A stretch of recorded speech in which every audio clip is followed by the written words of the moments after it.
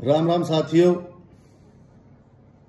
आज मुद्दा है, और मुद्दे तो अनेक हैं, लेकिन जो दुर्भाग्य है हमारे इस राज्य का, हमारे हरियाणा को, इसका मेन देखो, कभी होता था ये हरियाली के नाम से जाना जाता था, दूध दही का खाना यो मेरा हरियाणा। लेकिन अब हरियाणा उस चीज में नंबर 1 ना रह करके किसी और क्षेत्र में नंबर 1 हो गया है। साथियों, दुर्भाग्य सबसे बड़ा हरियाणा का यह है कि यहां पर विपक्ष नाम की कोई चीज नहीं बची। विपक्ष आराम से अपने घर में लेटे हुए हैं। भाई, हमारी आवाज कौन उठाएगा? नेता तो हम ही लोगों ने बनाया था आपको भी। अब नहीं आपकी सरकार आई या आप विधायक नहीं बने, इसमें जनता का दोष नहीं है। जनता ने आपको मौके भी दिए थे, और इस चीज का फायदा वर्तमान सरकार जो उठा रही है, क्योंकि आप लोगों ने इतने कर्मकांड किए हैं कि आप खोल करके बोल नहीं सकते उनके सामने, तो वो अपनी मनचाही कर रहे हैं। ठीक है साथियों, मैं ज्यादा अपने पूरे स्टेट का चर्चा ना करके अपने पलवल डिस्ट्रिक्ट का ही मैं आपको उदाहरण देता हूं। साथियों, हमारे यहां पर काफी समय तक लोगों ने सिरमौर बना के रखा दलाल साहब को। फिर दलाल साहब बड़े पदों पर भी रहे, लेकिन वो इस चीज को भूल चुके हैं कि लोगों ने ही उनको भी बनाया था। तो लोगों की आवाज उठाने का काम उनका है। जब विपक्ष सो रहा है तभी हम जैसे एक नॉर्मल लोगों को आवाज उठानी पड़ रही है। और जैसे हालात हैं, आप लोगों को शायद समझ में आ रहा होगा कि मैं किन हालातों की बात कर रहा हूं। कि भाई, हमसे बोला, मेरे 1-2 साथियों ने भी बोला कि भैया नेताओं के बारे में, नेताओं से टक्कर मत लो, ये भाई कुछ भी कर सकते हैं, ये है, इनके पास पावर होती है। और इनका भाई, मेरे को तो एक लगता है सब मिले हुए हैं। ठीक है, हम ही लोग होते हैं जो उनके पीछे खड़े होकर के ताली बजाते रहते हैं। दूसरा आ जाता है, उन ताली बजाने वालों के वो बर निकाल देता है, फिर वो कहीं के नहीं रहते हैं। फिर दूसरा आ जाता है। भाई, यही चल रहा है यहाँ पर, और कोई दूसरी बात हमें अभी तक तो देखने को मिली नहीं है।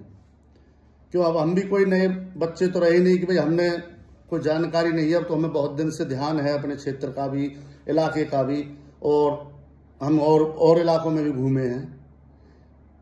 तो साथियों, उनके कारण जब लोगों का उनसे मोहभंग हो चुका,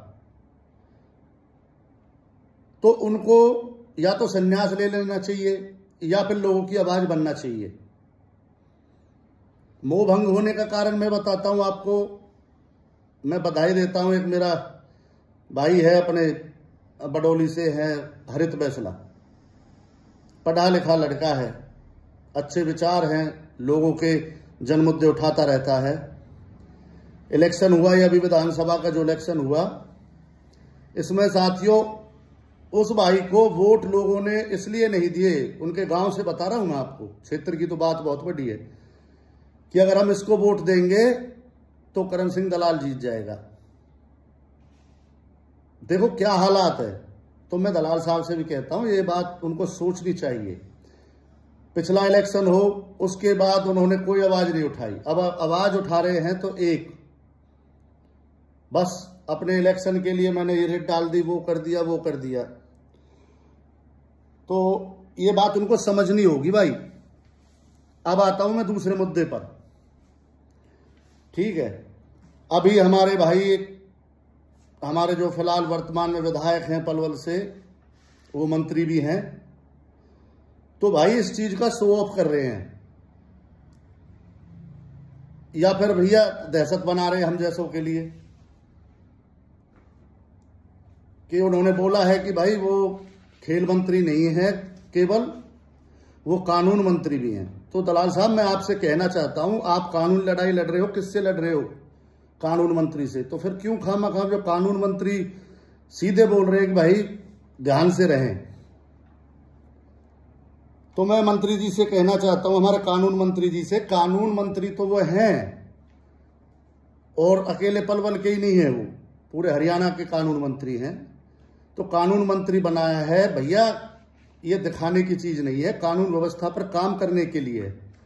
और कानून व्यवस्था क्या है आपको पता है, रोज अखबारों में पढ़ लिया करो क्या क्या हो रहा है हमारे हरियाणा में, जो बहुत शांत हरियाणा था आज क्या उसका बन चुका है। तो कानून भाई अपनी पावर दिखानी है तो आप वहां दिखाएं, ये शो ऑफ की चीज नहीं है, ये आप लेकर के पैदा नहीं हुए, लोगों ने आपको बनाया तब जाकर के आपको ये मिली। इससे पहले भी बड़े बड़े पद यहां पर आए, आते रहेंगे जाते रहेंगे। मेरा आपसे कोई निजी विरोध नहीं है, आप अच्छा काम करोगे, मैं आपको वादा करता हूं कि मैं सबसे आगे आपकी तारीफ करने वाला, सबसे आगे मैं मिलूंगा आपको, आपका स्वागत भी करूंगा, लेकिन काम कुछ करोगे तब। और भाई अगर ये ऐसे डराने के लिए आप बोल रहे हो तो भैया देख हम तो डर गए, हम तो बाल बच्चे वाले आदमी हैं। लेकिन मैं आपको एक बात और बताता हूं कि ये देश भगत सिंह, राजगुरु, सुखदेव, चंद्रशेखर आजाद जी, सुभाष चंद्र बोस जी का है। अगर भगत सिंह जी और उनके साथी वो भी जीवन जीना चाहते तो वो बच जाते, वो क्यों करते ऐसा काम?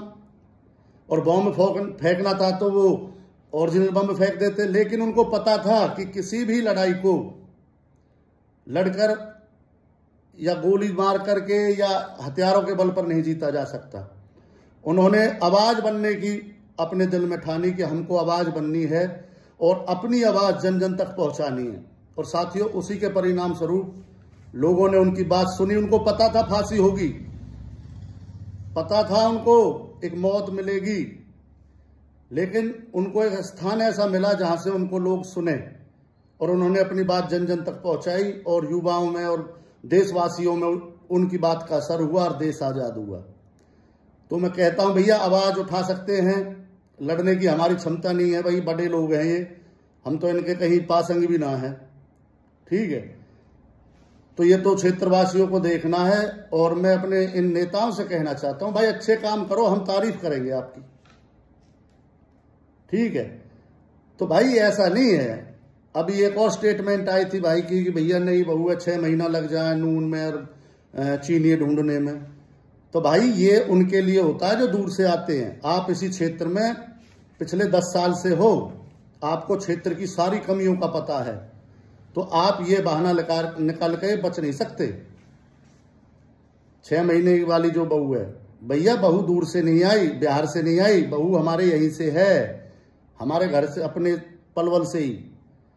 तो भाई ऐसे बहाने ना बनाए। और आप कानून मंत्री है, मैं तो कहता हूं भाई आप मुख्यमंत्री बनो, प्रधानमंत्री बनो, लेकिन कुछ करके जो आपको पद दिया गया है उसका सम्मान करो। पब्लिक का फैसला है, उसको आप सराखों पर रखो, आप इसे अहम में ना लें और अच्छा काम करो। मैं आपसे फिर वायदा करता हूं कि मैं सबसे आगे आपको खड़ा मिलूंगा, आपके लिए फूल लेकर के।